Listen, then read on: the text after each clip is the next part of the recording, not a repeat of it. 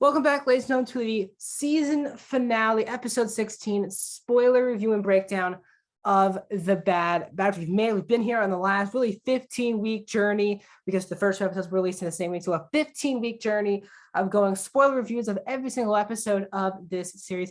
My name is Max Silverberg. Welcome to Max Talks Movies. If you're new to the channel, please subscribe, ring the bell if you're new. I'm trying to get to 100 subscribers. Join the gang, the party here at Max Talks Movies. I do movie reviews, these type of TV show reviews, streaming platform reviews, movie rankings, and a box office breakdown show every single Monday. So if you're new to the channel, please consider subscribing and ringing the bell.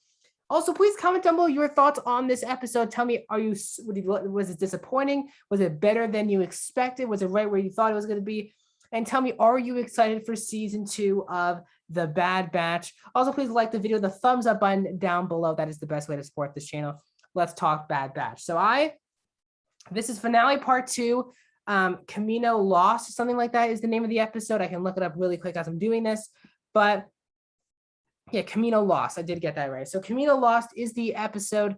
And I'll tell you what, I did like this episode. I didn't think it was fantastic or anything like that, but I thought it was an extremely solid episode for The Bad Batch. I actually preferred finale part 1, last week's episode, over this, but I still enjoyed this episode a lot because of the journey. Basically, this whole episode takes place, obviously, right after the events of last week, where Kamino was basically being destroyed by the Empire, and the Bad Batch are trying to get out with Crosshair.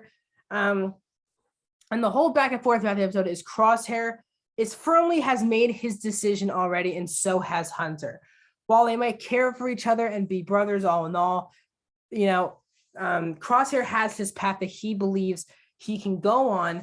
And that was one of the, Ozzy Crosshair was my favorite storyline in the entire series. The fact that, first of all, he didn't have his inhibitor chip in. So all of these decisions he is making are decisions made on his own.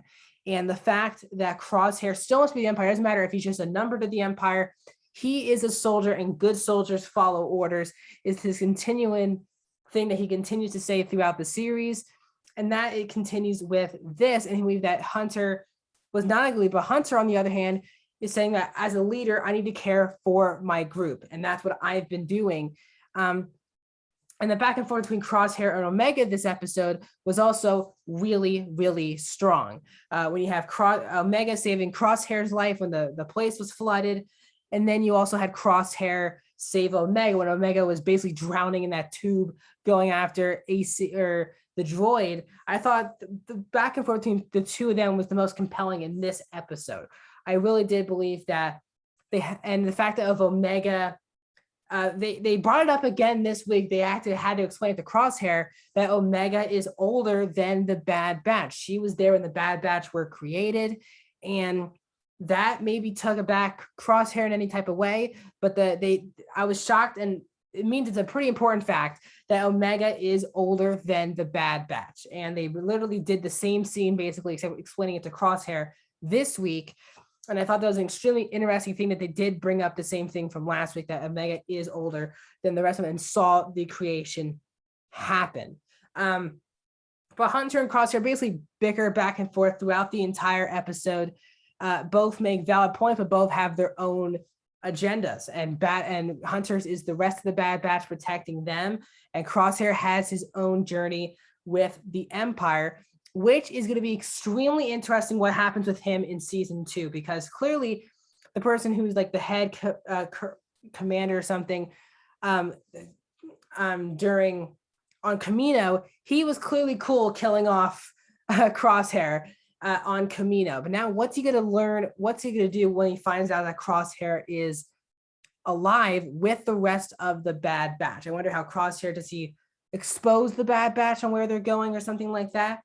It's going to be really interesting what they do with season 2, because everyone was kind of talking about, are these characters all going to die this season? Because season 2 is not announced. Then once season 2 was announced, everyone's like, well, no one's going to die. And I really didn't need anyone to die at all anyway, but no one died this episode, which I thought was, except the droid, which is a very emotional death. But the idea of Kamino just being destroyed is really heartbreaking these last 2 weeks. And one of the most heartbreaking things the show absolutely nails is that the clones are the ones firing from the Empire ships onto Kamino. They're destroying their own home. And if you know the Clone Wars, even Attack of the Clones, you know that the clones' jobs were to always protect Kamino at all costs. And the fact that you had these clones destroying their home, that was the most heartbreaking part for me of the entire series. And it was done so well. Yeah, so that's again the combination of everyone working together really did work this episode. And the emotional part of that, by the way, when the clone walked up to the commander and said, he was like choking up trying to talk about how we destroyed Kamino. And it was really emotional seeing all these clones working for the Empire, destroying their home. And if you commit to all Star Wars, which is the anime wise Clone Wars in this, you can really understand why this is such a heartbreaking occurrence for these clones. They swore to protect their home, and now they're destroying it in pieces. So we leave off with them leaving Crosshair behind. Crosshair does not go off with the Bad Batch, as a lot of people thought. He stood at the pad. I wonder what is next for Crosshair. But we end on Lama Su, or I forgot, Nala Se. I think it's Nala Se, who is the doctor, who's the big doctor from Kamino, who works very closely with Omega. She was brought in with the Empire, and we end with someone with that Kamino patch that we saw from Dr. Pershing from The Mandalorian, saying that you have big things to come for the Empire and you are needed soon. And that's how we end the episode, which means she's going to be who knows if this means this is where the cloning has begun, possibly for Palpatine.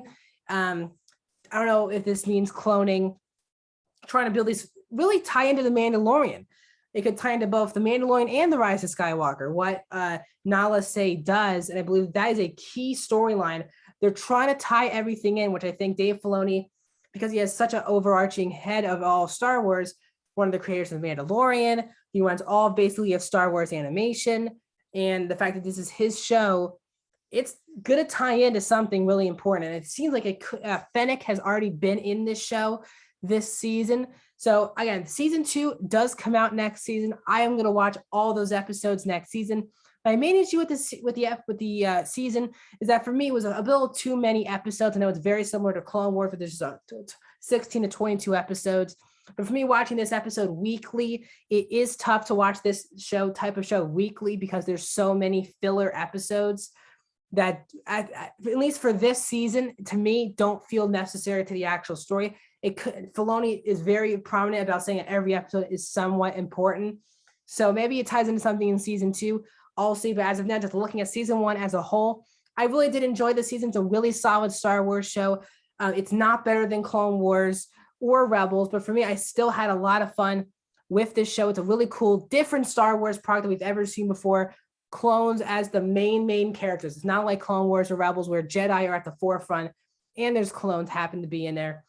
This is very much clones are the forefront, and the transition that they show in the season from the Republic to the Empire is one of my favorite Star Wars pieces of storytelling in a very long time. So overall, guys, I really did enjoy this show. I wish it would cut down a couple of the episodes, and the finale could have been a lot more epic in my opinion, but still, I cannot wait for season 2 of The Bad Batch. Like the video, subscribe, ring the bell.